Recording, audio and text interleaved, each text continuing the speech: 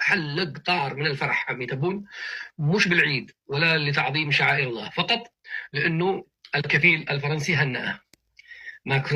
ماكرون الذي هجر تبون وبعد عملياته من الاستجداء والمغازلة والتوسل والتسول وكل حاجة، أخيرا تلقى. شوفوا رئاسة الجمهورية الجزائرية فرحانين والله، فرحتهم بتهنئة ماكرون أعظم من فرحتهم بأنهم أتموا الصيام، هذا إن كانوا صائمين، وفرحتهم بالعيد. الله الله.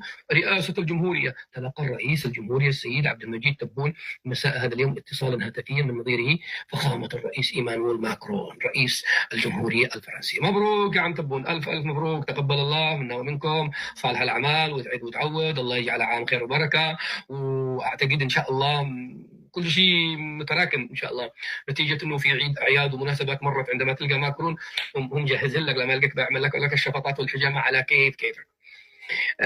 ماكرون هنى عمي تبون، وهذا هو الإنجاز الكبير. هذا أهم من أن الله يرضى على الجزائر ويرضى على تبون ويقبل منهم الصيام. أهم شيء ماكرون هو الذي هنأهم.